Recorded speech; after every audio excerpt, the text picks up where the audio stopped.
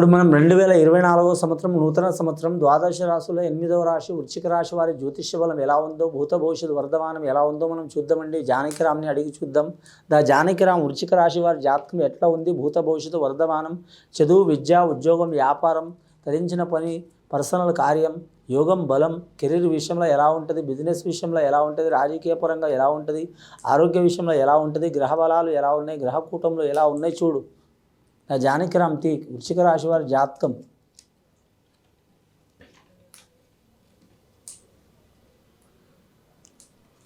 వృశ్చిక రాశి వారి జాతకంలో భోళా శంకరుడు వచ్చిండండి వారి పేరు మీద.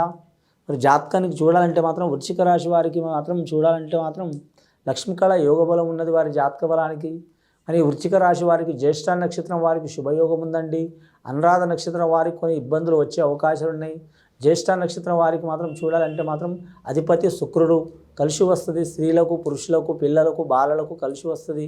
అనురాధ నక్షత్రం వారికి చూడాలంటే మాత్రం కుజుడు శనీశ్వరుడు అధిపతి కాబట్టి వారి జాతక బలంలో చూడాలంటే మాత్రం కుజగ్రహాన్ని అలాగే శనిగ్రహాన్ని పూజ చేయాలండి. నవగ్రహాలతో పాటు ఈ గ్రహాలని పూజ చేయాలి. మంగళవారం రోజు, శనివారం రోజు మాత్రం నియమం పాటించాలి. ఆదాయం ఖర్చు సరి సమానం ఉందండి. వీరికి సాయం చేసేవారి కంటే నష్టం చేసేవారు ఎక్కువ ఉన్నారండి. నమ్మక ద్రోహం చాలా చేస్తారు. చతుర్థ స్థానంలో శని నడుస్తుంది వీరి జాతకానికి. కాబట్టి ఆరోగ్య భంగం కావటం కానీ, ఆర్థిక చిక్కులు రావటం కానీ, కుటుంబంలో ఒకరి మనసులో ఒకరు లేకపోవటం కానీ, ఎవరి ఆలోచన వారు ఉండటం కానీ, చెప్పేటప్పుడు ఇన్నట్టే ఉంటారు కానీ చేసేటప్పుడు ఎవరికి వారే ఎమ్మకి తీరే అన్నట్టు ఉంటారండి.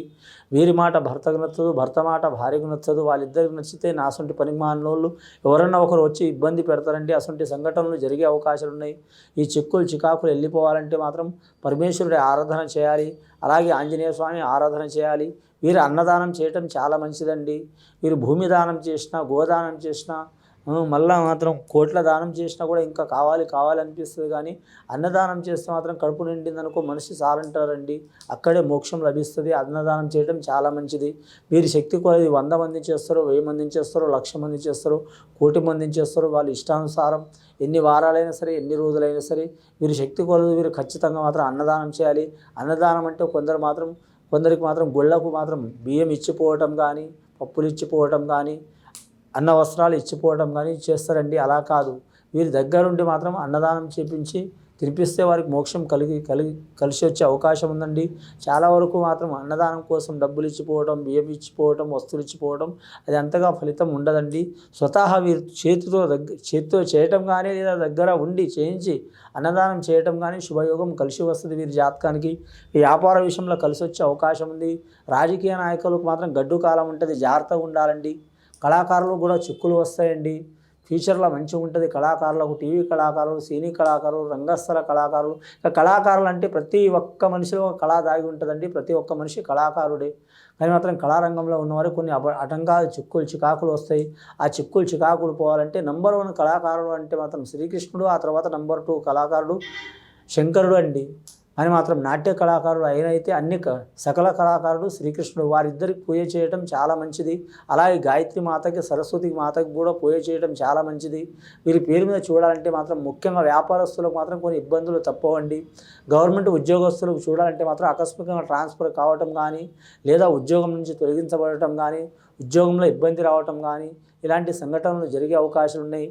ఐఏఎస్, ఐపీఎస్ రంగం వారికి కలిసి వస్తుంది. కానీ మిగతా రంగం, ఆరోగ్య రంగం వారికి ఇబ్బందులు వస్తాయి. బోధన రంగం వారికి తిరుగు ఉండదు. నిరుద్యోగులు శుభవార్తలు వినే అవకాశం ఉంది. ప్రైవేటు ఉద్యోగస్తులకు తిరుగు ఉండదు. ట్రాన్స్పోర్ట్ రంగంలో కలిసి వచ్చే అవకాశం ఉంటుంది. వీరి జాతకంలో రాజకీయ పరంగా ఇబ్బందులు వస్తాయి. గత కొన్ని సంవత్సరాల నుంచి పడుతున్న చిక్కులు చికాకులు తొలగిపోయే అవకాశాలు ఉన్నాయి. వీరికి చతుర్థ స్థానంలో శని నడుస్తున్నా కానీ మాత్రం గురుబలం అనుకూలం ఉంది కాబట్టి గృహం కట్టడం కానీ, అమ్మడం కానీ, నిర్మించడం కానీ, కొనడం కానీ, రియల్ ఎస్టేట్ రంగంలో కానీ కలిసి వస్తుంది. అలాగే వ్యవసాయ విషయంలో, పాడి పరిశ్రమ రంగంలో, పండ్ల తోటదారులో కూడా కలిసి వచ్చే అవకాశం ఉండదండి. ఇవన్నీ కలిసి రావాలంటే నవగ్రహాలతో పాటు మాత్రం శివుడికి పూజ చేయడం చాలా మంచిది. అన్నదానం చేయటం చాలా మంచిది. ఇది విని చూసి ఆచరించే వారికి గొప్ప ఫలితాలు కలిసి వస్తాయండి. శుభం భూయాత్.